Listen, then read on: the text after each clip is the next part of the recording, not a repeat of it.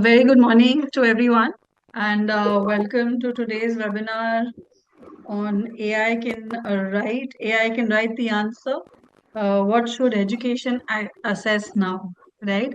I think with the way the change is happening, the AI is rapidly changing how we learn, work, create. I think it just becomes a very pertinent topic, to discuss and talk about because it'll help us understand what are we assessing and what are the challenges it is getting us to think, right? The basic fundamental question. To explore this topic, we have a very we have an esteemed panel of leaders and experts who bring perspectives from academia, industry, technology, education, innovation, so all of that. So it's my privilege to have all of you on board, and would like to introduce each one of you. We have Professor Dr. Monika Aggarwal from IIT Delhi. Welcome, ma'am. We have Professor Himaadri Nayak from IIIT Bhagalpur. Welcome, Professor. We have Professor Dr. Abhinav Tripathi from IIT Kanpur. Welcome, sir. And we have Professor Dr. Santanu Kumar Mishra from IIT Delhi.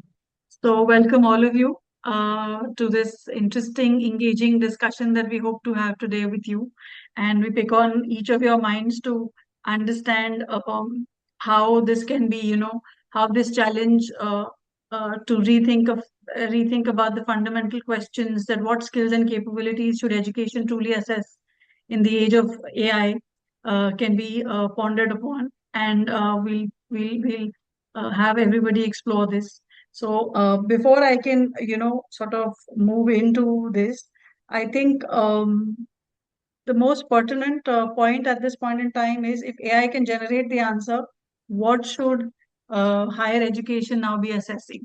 So that's something that I would like to open with, and I'll open it out to everyone. And would like to hear comments from everybody to understand what are we really assessing today. I mean, where are we today on the assessment part? Okay, So so I think senior over to people should start first. I think Professor Shantanu can start first because sure, absolutely. I will request Professor Monika to start. She is much more senior than me. Please, ma'am. Thank you, Professor Shantanu. Thanks a lot. Yeah, I think, the way AI is changing things, even the education is now becoming different. And the evaluation definitely needs to be changed. When I studied in not in IIT, in a regional college. My evaluation was a paper-based evaluation. We used to go to the exam with pen and paper, pen only, and answer the things. But in IIT, we had an open book exam. We have a take-home exam also. So where the concepts were more evaluated than the cramming. We never evaluated. We do evaluate the cramming part also, but the concepts were given more weightage. We want students to think and creatively answer. Now, AI is another step, where we want to understand it's a more book. It's an open book, but you don't have to search the book. You don't have to search manually the book. It's an automatic search that can be provided. So can a student be more creative in answering the question? He should build on concepts rather than cramming things. And the onus is again on teachers to make that paper that can be solved by AI, but with the proper prompts. So maybe if I give a quantitative measure, I'll say that can I answer the question with less number of prompts? And are my prompts right directions? And so what I feel is, I mean, though we have a large class size, but if a small class size, I want to experiment with AI and ask the students maybe a limited AI access and see that are they converging to the right answers? Are they thinking correctly? Thinking and logical thinking and creativity is what we need to check using AI.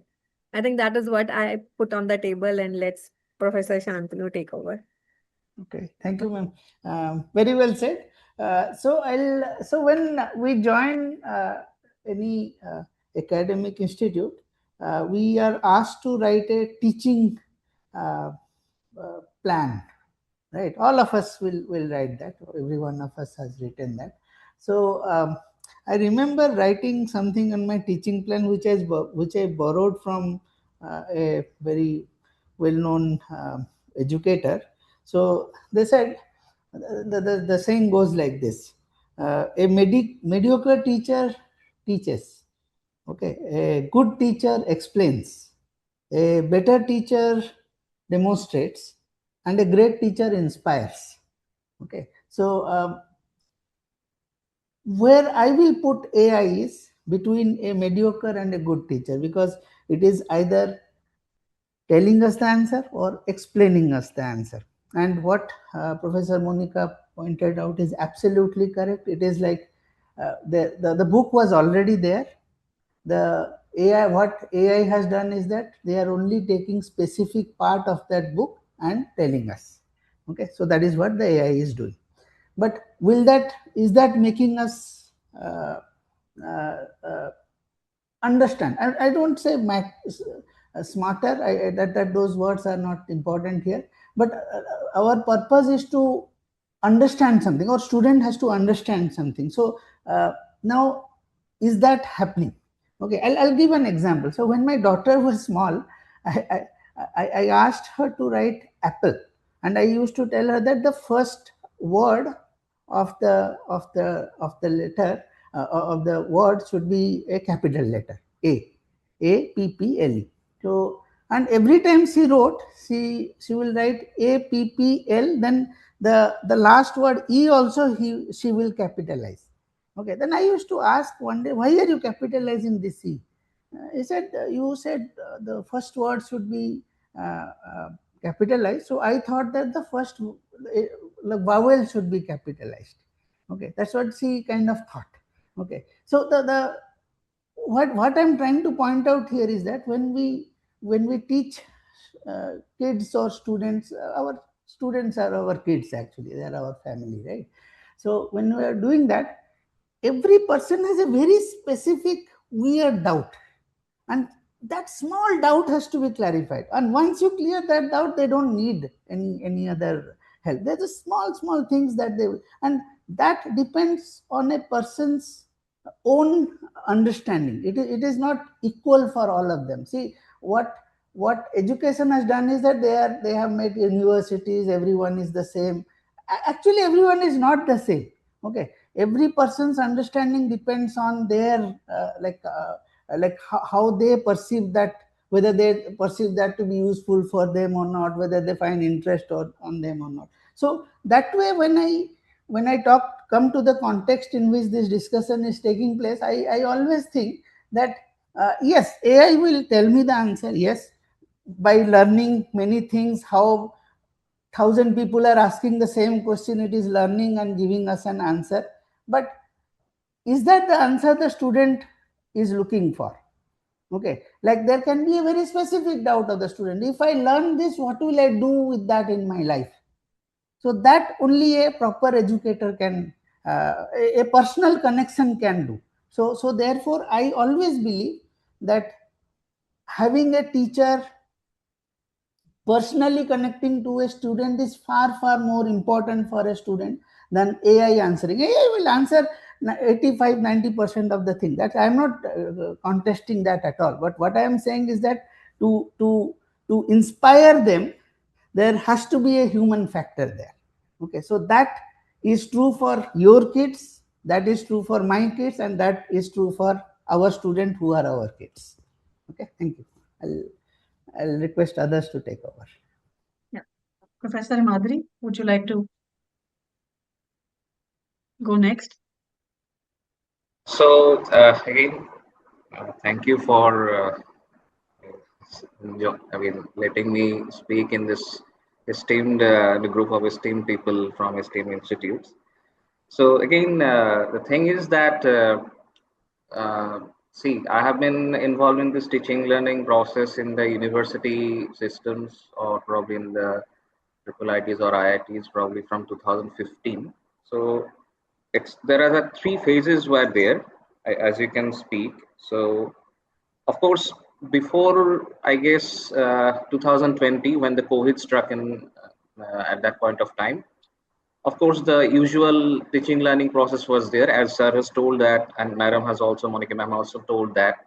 There were, like, in IITs, there were take home exams and probably some open book exams. Those things were there, of course.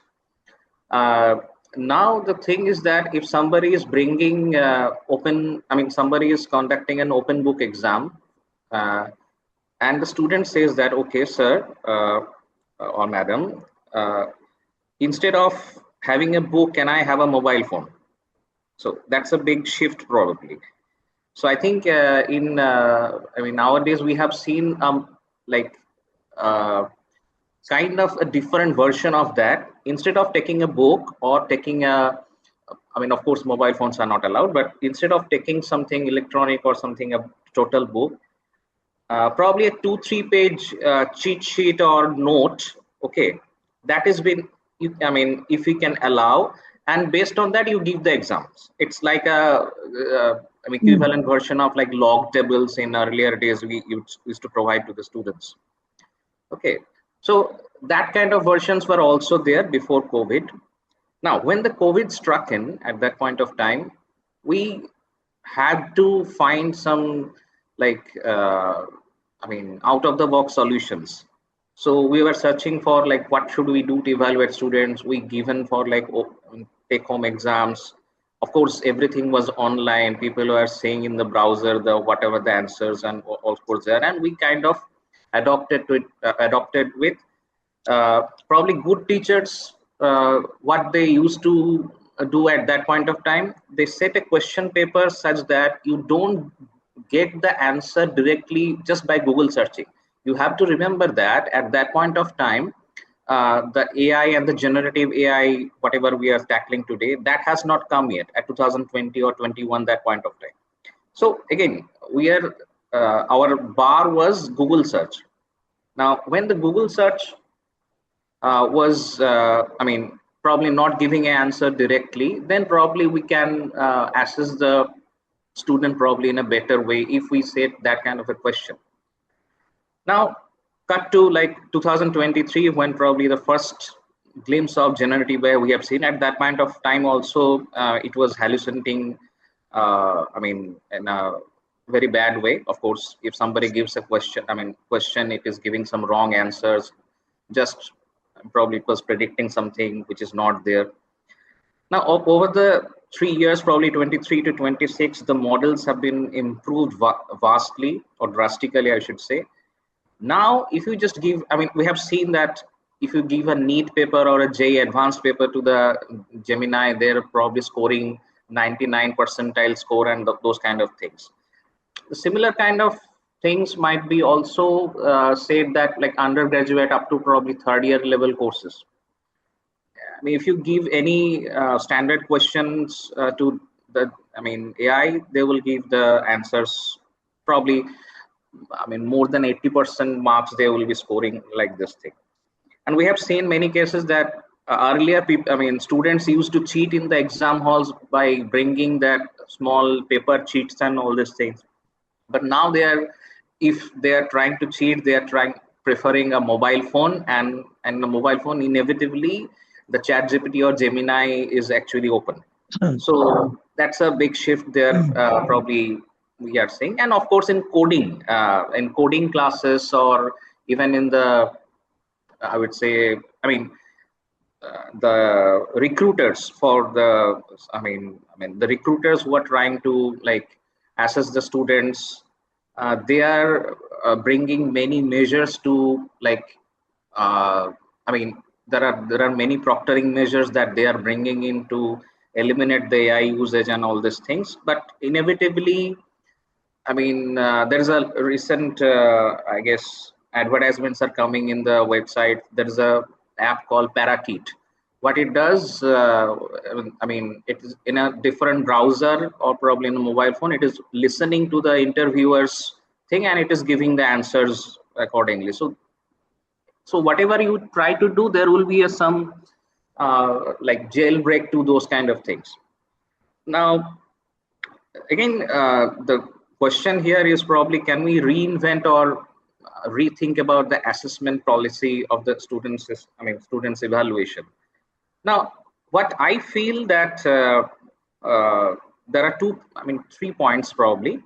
One is that emergence of a re-emergence, I would say, of like one-to-one or face-to-face conversation or dialogue-based evaluation.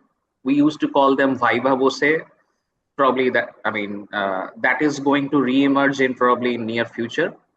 That, okay, you have made a particular product or particular code or particular article or report, but okay, I'm going to ask some questions. If I have the knowledge about that article, I'm going to ask few questions about those things. Now, can we answer these things in a very tangible or reasonable way, or you are just faking it? That can be probably, judged by face-to-face dialogue-based evaluation. The second thing is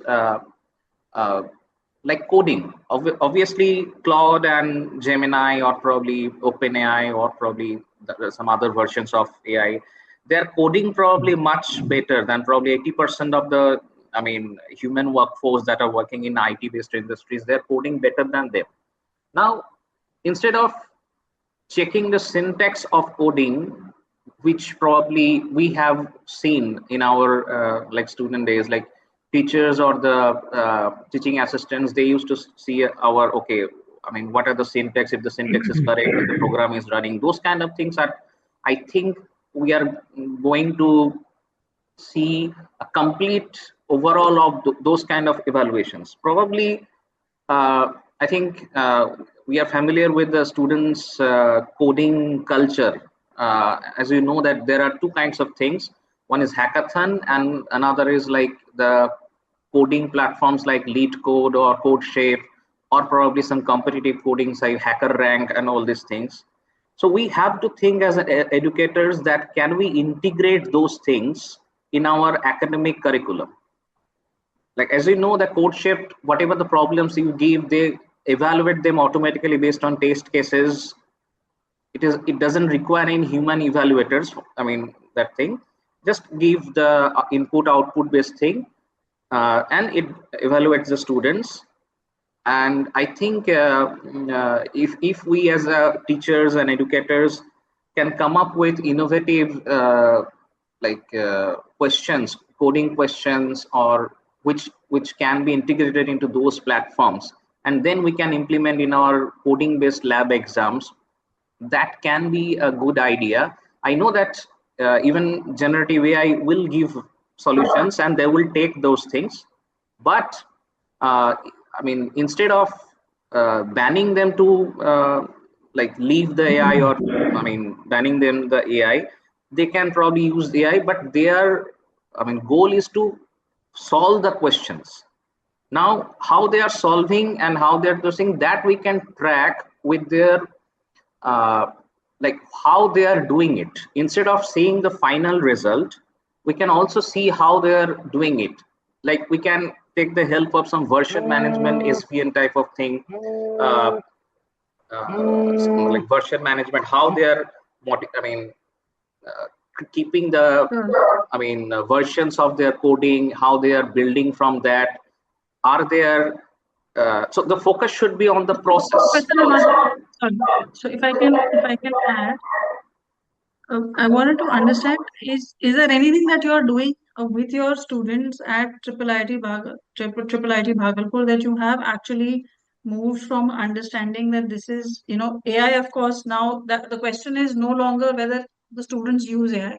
Now the question is whether our assessments are measuring the skills that truly matter in this AI-enabled world. So I think, we have gone beyond understanding that now use of AI is there, right? As Professor Monika rightly mentioned, that I think we'll have to, and Professor Santanu mentioned that we will have to now look at the application of how they're, applying the knowledge, how they're exercising their judgment, and how they're able to solve. And everybody has a different this thing. So is there anything that specific that you as a professor have sort of initiated, or as IIIT has initiated within the thought in terms of an assessment? Is there some thought to that?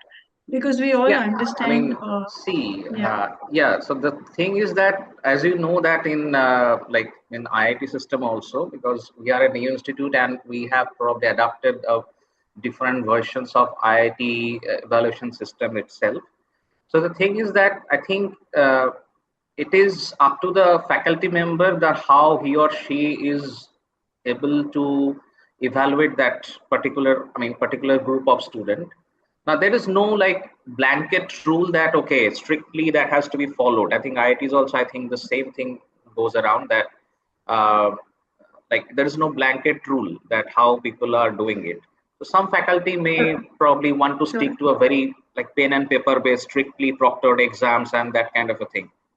And of course that has some benefits. I mean, we cannot deny that thing. Okay, but the one of the problem of that thing is again the standard pen and paper based evaluation that is not measuring the adaptability of a student in the real world problems. Now in the real world, of course, the student is, I mean, is allowed to build a project whatever the means they can use, probably, I mean, with the help of AI. That's a skill in it itself, that okay, you are asked to build a product, but I know that you are allowed to use AI and all those things, but how quickly or how adaptively you can build that product or build something given that all the things are available. So the pen and paper based evaluations are not measuring those things at all. So again, I mean, like personally, me, I use hacker rank as a mechanism. I allow the students whatever you want to fill, but the problems that you want to solve, these are some problems that I have given. I have given you 1 day. In 1 day, whatever you wish to do, but you have to like submit this code in the hacker rank. And hacker rank obviously automatically evaluates those things. Fantastic. Yeah. So let's have Dr. Professor Abhinav Tripathi also. Okay. You know, So, why don't we hear hi. from you? So I'll be very quick in my submission. So my name is Abhinav, and I teach into MBA. I teach in MBA department at IIT Kanpur. So I am more into management students. Now I'm slightly dismissive about the role of AI in assessments. So I would like to take these two questions separately: whether assessments are adequate to judge a person's overall sort of capability, and second, separately, the role of AI.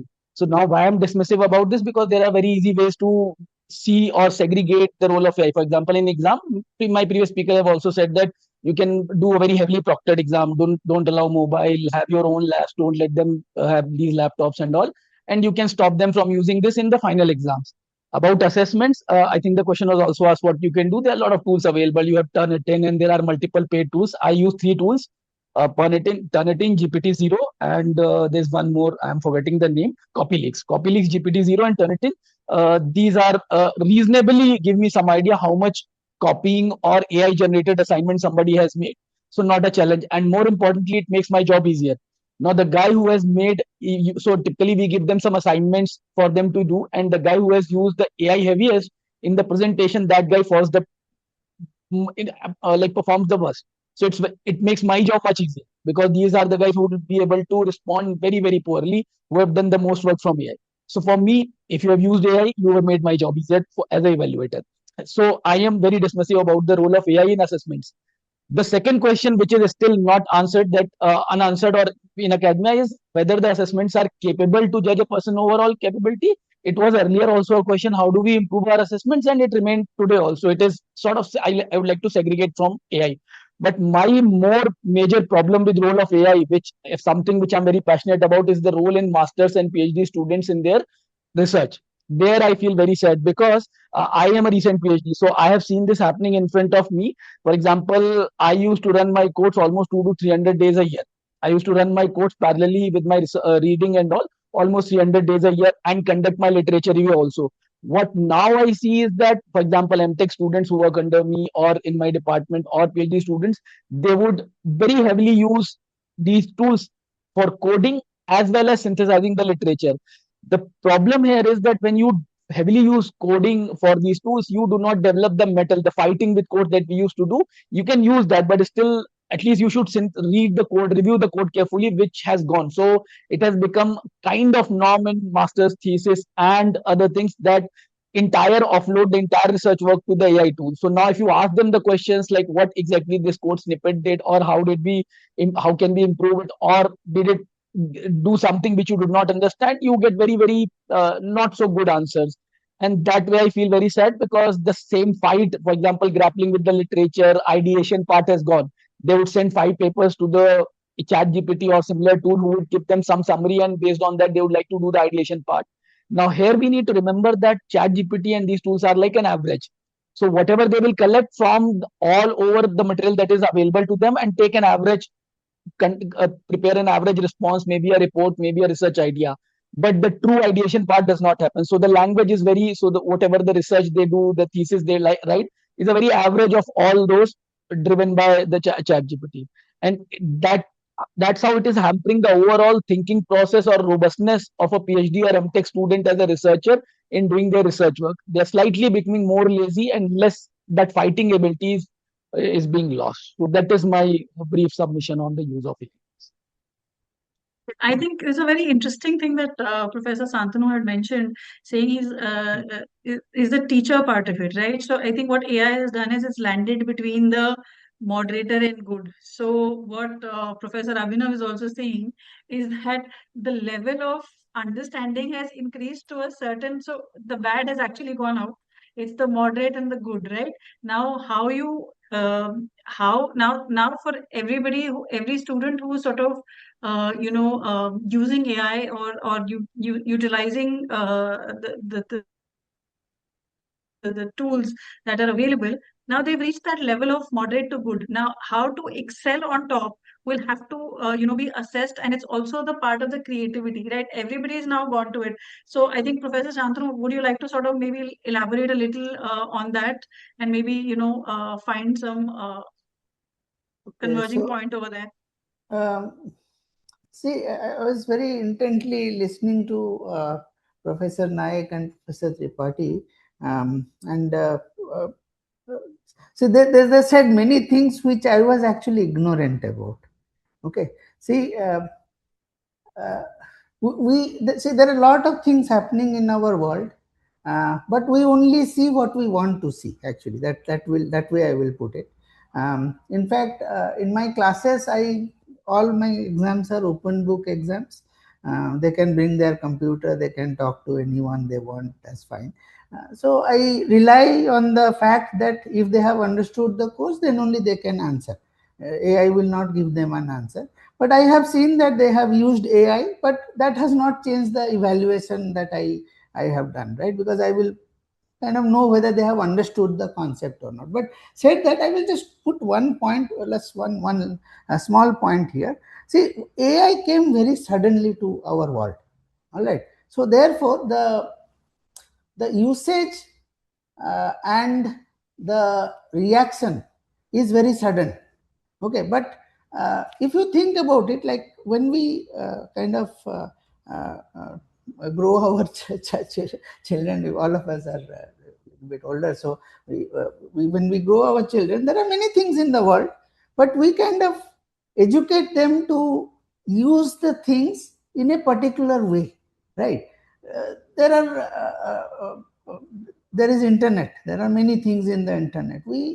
We try to teach them that, okay, there is internet, everything is open for you, but you do this kind of thing, then only things will be okay for you. So I think what I was kind of getting at when Professor Nayak and Professor Tripathi was saying is, were talking, was that in my mind, what will happen in a few years is, we will educate our students to use AI in a way that is beneficial for them. Okay, that has to happen. Right now, it is kind of, I mean, it just came suddenly to us, so we did not plan for it, right? So, but with this kind of brainstorming, what we are getting at is that, yes, AI is there. Now, how do you get the best out of it? So one of the examples I give in my class is this. Please don't feel bad, because we all are very esteemed educators. So I will challenge my students to show me one technology around in your room, wherever you are sitting, which is made and developed in India. One technology. Just tell me one technology that is made and developed in India. Okay, you cannot show it. Okay, even the softwares that we are using in our computer are not Indian. Okay, you may say that they are written by an Indian, yeah, but they are not Indian, right? So Adobe is not Indian, Microsoft is not Indian, right? So in fact, one funny assessment was that I bought a video editing software, and I was thinking that it must be Indian, and that came out to be Chinese actually. All right, so then, the example I give to my student is that, why don't you use AI to create one thing that will be only yours, that is not done anywhere else? That is a challenge. I mean, 99%, even I will be in that 99% will fail, but one guy will succeed, right? So the point I'm trying to make is that with time, many ideas like this will come, where we will get together, like we kind of educate our kids also, same thing, right? We say that this is your phone, this is your smartphone, but use it in this way. Okay, it is not like we can stop you. If you do it behind my back, I can do anything. I absolutely cannot do anything. But if you do it this way, then it will be much more beneficial for your life. I think we will somehow converge in a few years to that point. That is what I was kind of getting at with Professor Nayak and Professor Tripathi. I will request others to kind of comment on my thoughts. Professor Monika, would you like to add to what Professor Santanu was saying? Yeah, thank you, Geetika. As has been discussed by Professor Abhinav, I agree with him that we should use the way AI is happening. People are copying and pasting things. But you know why this has happened? Like, I belong to an old school person. When I did my PhD, even internet was not there, and email was like, I was like having the email access being in IIT. That was a very privileged thing. But things have changed, and now these things are, our kids are also using it. And as I said, I'm an old generation. So these kids who are my students, they are younger generation, and they know AI much better than me. So that is a challenge that as a educator we are facing. As Professor Shantanu rightly said, we need to educate them that how to use it better. But before that, we need to also understand that how do we use it better, because we are or a older generation. So it's the same thing happened, when the computer came. It was like things are going to change. Now AI is coming, things are going to change. But what I feel is, if I use AI as my master and I argue with it, I don't need peers to write a paper with me, and I can do discussions with AI. My supervisor, me, and AI can sit together and can solve the problem in a very logical and comprehensive way. So that wait that we used to do to get an article has changed. The time that I require to read a paper can be reduced. So those are the things that we should look at, and understand the tools, the strength of AI in education. I see my daughters are in 10th. I see that what they do is I mean, everybody these days, what they do is they scan their uh, kind of complete chapter and ask AI to ask questions with them. So in fact, I also ask AI to generate questions for them so that I can ask them. So we should use the benefit of it to a best possible way. Uh, Another thing, what I feel is, these days, the number of students in the class are more. So if we can educate people, what do they want to become? The class size are increasing because many people just do graduation because it is required to do in many. Things are changing right now, but still, we still feel that students should do graduation. I mean, once that bar is taken away, we have vocational education more strengthened, then people will do what they love to do it. And in that case, we will use AI and other tools in a much better way, because we all want to increase our understanding. We all want to do better in that. Presently, we just want to write a project report, which I don't want to, but still I have to. So why do I waste time? I use AI. blah blah blah, and my things are over. But if those mandate things from us are gone, I think we'll be much better off, and we will do what we want to. So our evaluation system, our education system needs to be changed, and I think that will be a disruptive change. In a country like India, it might take time. Then our credibility and our responsibility will become better, and we'll really do something to learn, not just to like get my degree which I require for this. So if those things happen, I think these tools are always beneficial and will make our life and our whole system better. Yeah, that's what I want to say. Like, So, ma'am, just continuing on to what you're saying, which is very rightly said. I think what should the institutions be doing to redesigning their assessment models? I mean, because I understand now, of course, I think it's going to take time, but what is it that the institutes should do to redesign these assessment models? Because at this point in time, we are understanding and embracing the fact that AI is there for us, right? I mean, it's being used, it's being heavily used by students at various stages, various levels, whether it is graduation or like Professor Abhinav said, for MTech and their masters, right? So, what is it that we can do to redesign these assessment models, wherein we have an AI enabled learning? So, what are those few so, thoughts so, that so you maybe think? to add to this, that's what I said. If I can design the question paper such that I make it open AI, I mean, open books are there. So now it's an open AI, and Yeah. give them an open problem. And I evaluate based on their responses, based on their prompts. I mean, we don't get answers. The question is not that I just paste and get the answer. The question is that I discuss with AI and get to an answer. And that whole conversation is is a submission to a solution, and that whole Right. conversation I need to evaluate together. That is what people have started doing it. And then as Professor Nayak said, viva vosa, we look at the student. I mean, if you teach a class of 50 students, you know what student is doing. Even if he's not answering, you can understand as a teacher that he understands or not. So that personal touch is much important in evaluation, and you can understand both ins and outs, pros and cons of every student. So that is what cannot replace by any AI or any tool. That a teacher and a student relation is personal relation is much more required in evaluation. And to that, I also want to say, the assessment. I mean, when I was a student, my parents used to tell me marks are not the criteria of intelligence, and we should take away that fear from the students. I know JEE Advance is one day, NEET is one day.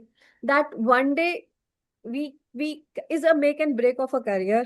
That should go away. I mean, the society should take away those things. Intelligence is being built, and the knowledge is being built. I mean, you might have some intelligence, but you need to, I mean, you even the gold, you need to make it a ornament of it, so that a teacher can do. So if presently it's just as a machine that doing it. So if a handmade painting is being done, that's a separately a different thing. So that Right. that fear, if goes away from the students, I think these copying paste and using AI in a negative way will go. But I think it will take time, but we are, I think, approaching towards that. Yeah. I just wanted So, to I'll have second and another add to question that to thought. add, maybe. Yeah, I just Sure. wanted to add to that thought. So if we in the current form of system, if one like in my case management area, if one purely relies on the one-time assessments, one-time exams, or one-time report submissions, it would ultimately, there's a famous problem in economics called lemon square problem. Things would converge to mediocrity. A majority of them would rather spending time do this AI thing and submit the assignment. So ultimately, though it's difficult, like in our system, it's very difficult, but somehow it has to converge towards more of a continuous and interactive kind of evaluation where I can talk face to face to my student or discuss with them, and slightly more continuous basis rather than one shot a bigger exam where they are pushed to use AI heavily and without putting too much brain behind that. So if the evaluation is more continuous and maybe not very lengthy, maybe 5-10 minutes of interaction with the student a little regularly, could give us a better idea of like how she or he is doing in terms of their subject or core curriculum. If you put them through, like at the end of it, there'll be one submission of exam, and they'll be most of them they would be just submitting it with AI. So that will defeat them. That's all. Sir, I want to ask you I have regarding just a second. So, like in management, there is a huge emphasis on case-based study. Yeah, so I mean, probably in engineering, that kind of thing, probably it existed probably 40 years back or so, but I think now that is not there for engineering or science, I'm trying to say. So probably we can take a lesson from the management classes and we can bring some of the aspects of case-based study to the engineering and science streams also. So I've done my BTech in engineering. So and MBA in management. So I have flavor of both. So the case-based study also, there is a fallacy. So what happens?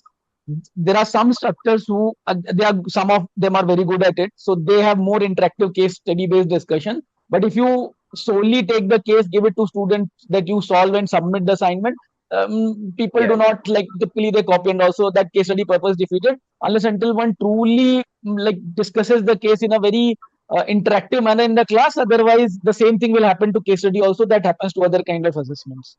So that is the only. So, but I think Professor Himaadri, I think what you mentioned about hackathons and so those are typically, I think, I mean, from what my understanding is, in terms of not case studies but genuine problems which would sort of become case studies. Yeah, but I mean, hackathons are, of course, I mean, hackathons or coding competitions, those kind of things, those are ubiquitous in every engineering college now.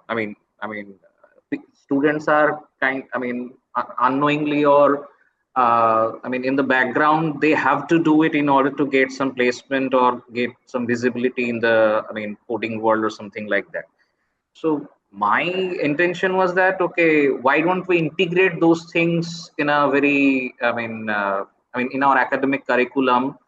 Like I think in most of the IITs or NITs or engineering esteemed engineering institutions, we have this kind of a model that probably end semester is probably 40 marks or mid semester is probably 20 marks or probably assignment is 30 marks. Those kind of things are probably there with some moderate variations. So we can keep another probably structure, probably 20 marks or something based on continuous like submissions of coding or submissions of that kind of a hackathon based thing, and such that will be evaluated automatically, or probably some manual interventions may be needed, and based on that we can give a portion of the assessment integrating those things.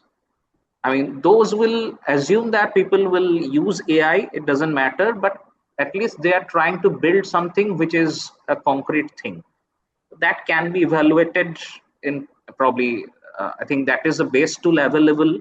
Again, we are learning also as I think Santanu sir told that, AI came very abruptly, so we have to evolve and we are learning those things. But I think currently those are the things available which are even taken probably seriously by those who are recruiting also. They see your code chef, score and all these things they mention in their CVs, the students mention in their CVs. So we can probably take those things into mainstreams also. So I have a totally different thought here. I'm just trying to look at it from a different lens. Should we then be, we understand that AI is being used so, aggressively at every level, at every stage. So should it be that we sort of restrict AI and permit only a structured, outcome or within the academic framework? Do you think we could be looking at restricting AI at any level? Could it be structured in a different way? Because this entire thing is very abrupt, right? We all understand that everybody is trying to sort of grapple with, and more so from the educator's perspective, from the assessment perspective, because this has just been so rapid, or rapidly sort of gone viral with everybody. So do you think we should be restricted in the way we are assessing? We should restrict AI in the way we are should. assessing. We should I put a framework in that sense. As I mentioned that, now our current model is probably, I don't think it is there in IITs now. Most of the IITs has probably moved on to, flexible system. But if you see in the AICT model, or probably the 80% of the engineering colleges, 80, or I should say 90%, they have a fixed thing, like, okay, you have to take a 50 mark probably end semester and 30 mark mid semester. That kind of a thing is there. I think in all over India that thing still exists. In unfortunately in our scenario also it still exists, but again we are looking to change that thing in near future. But anyway, that kind of a thing, that okay, when you are saying that okay, 80 marks of your evaluation out of 100 is based on pen and paper evaluation, that thing has to change. You can keep it probably 50%, and that thing AI has to be restricted. That of course that thing is there. But for other things, as it may be a hackathon, it might be a case study, or it might be a like project building or that kind of a thing, or probably just a purely coding competition, that kind of a thing. There probably that role of AI is going to come, and it will play a significant role. So we have to assume that when the people will be employed, the students will be employed, they are supposed to use the AI to build something. So we have to take that thing into also into consideration. So why not like integrate the AI things in our curriculums also, that okay, you're supposed to use this thing. Probably not mentioning a particular brand or something, because that is ever evolving or ever changing. But we can say that okay, using this probably prompts, as sir said, that we can look at the, I think madam said, we can look at the prompts, which prompt or minimum number of prompts they are using to solve certain problems efficiently. Those kind of things might come in the bracket of probably hackathon, or probably a coding competition based thing. Okay, so that will probably not going to like that is not going to create any fear among the students that okay, I'm not going, if I'm using AI, then I'm doing something a blasphemous thing. So that thing should not be there. But again, I think some modification in the structure or the portion of whatever the things that we are trying to evaluate the students, that thing should change.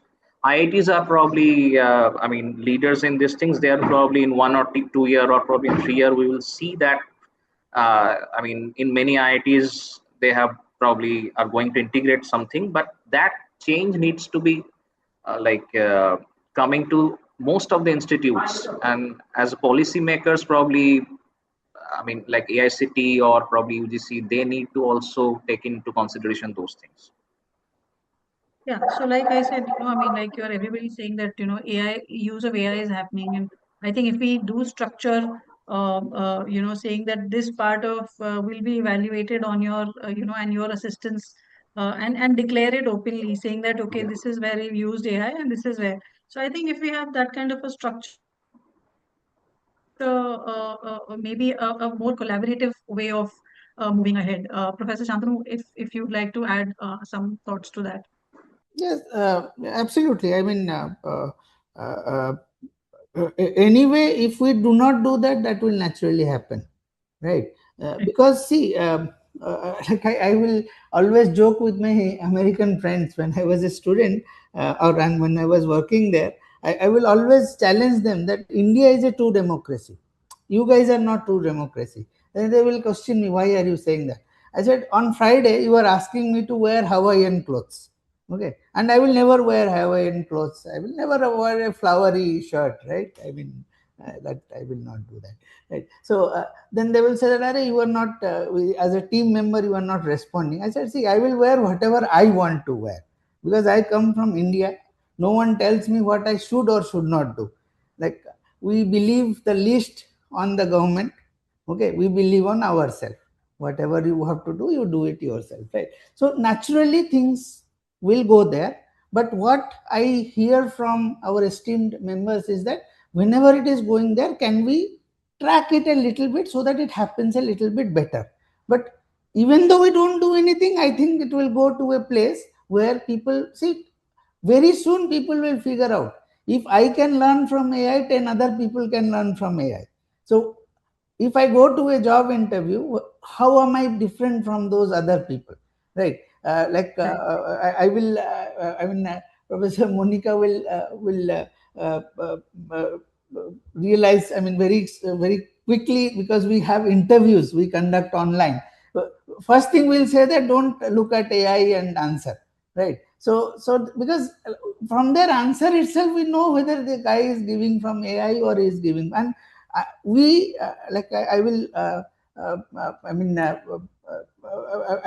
I actually know this, that all of us will appreciate a answer coming from within rather than from AI, right? So that is because we are philosophically better than Americans or Westerners. We are actually philosophically better. You can go to a rickshaw puller and ask what is life. The guy will give you a good answer, like what is life, right? So these things will naturally happen. But what I hear from our esteemed panel members is that, can we modulate a little bit better so that it will happen faster? But even though you don't modulate it, it will happen naturally, right? So that will be my kind of thought here. Ma'am, would you like to add something to what Professor Santanu Yeah, just said? the same thing. So as you said, the banning of AI, I think that is not at all possible and not at all allowed. If you ban something, it creates more problem. So we should give a free flow of AI and we should adapt it. Yeah, we should kind of track it that it goes in a good possible way. But the new innovation gives us better thing. Everything is good. The computer came, people thought you should ban it. We should not. We are learning from AI. Even I can learn things from AI much faster. And now as an educator, as a system, we should develop few things which can be learned from AI in a much better way.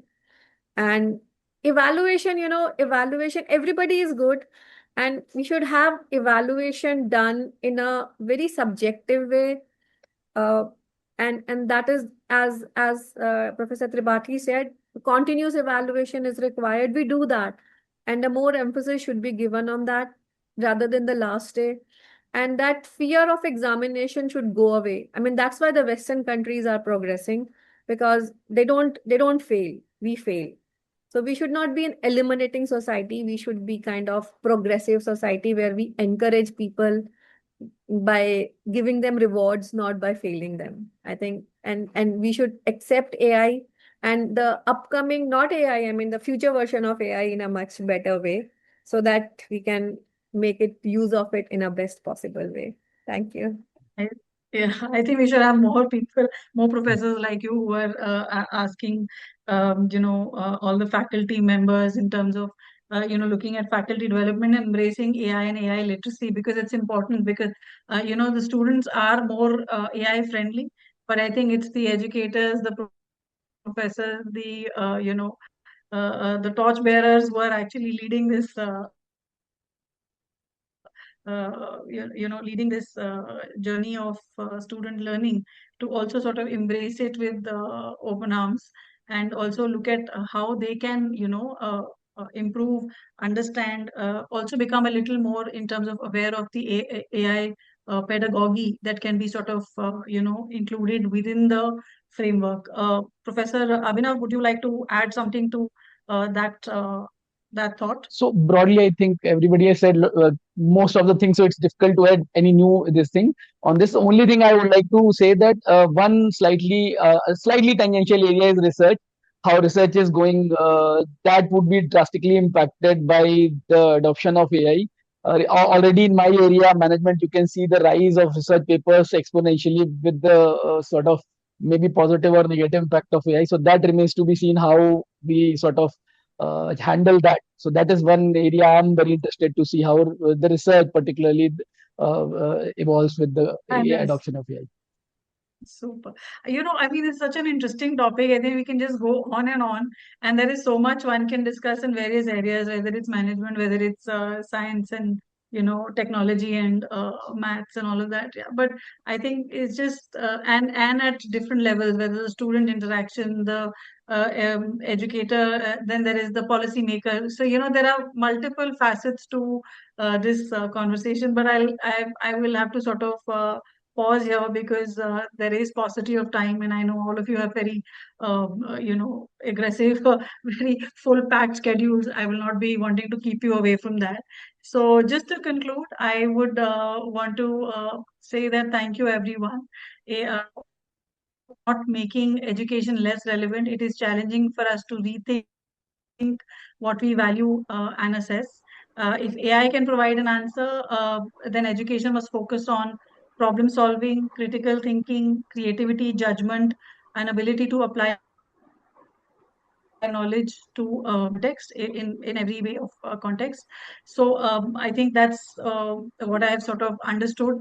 The future does not belong to just answers. I think it is also to ask better questions, to make better decisions, and also, like ma'am had said, to use and I guess everybody echoed the same, is to use AI responsibly to creating a meaningful impact in the society.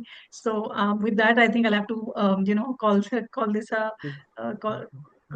conclude this, and thank everyone for their time and thoughts, which was very, very engaging. Thank you so much. Thank you. Thank you. Thank you, everyone. Thank you. Thank you. Thank you. Thanks a lot. Bye.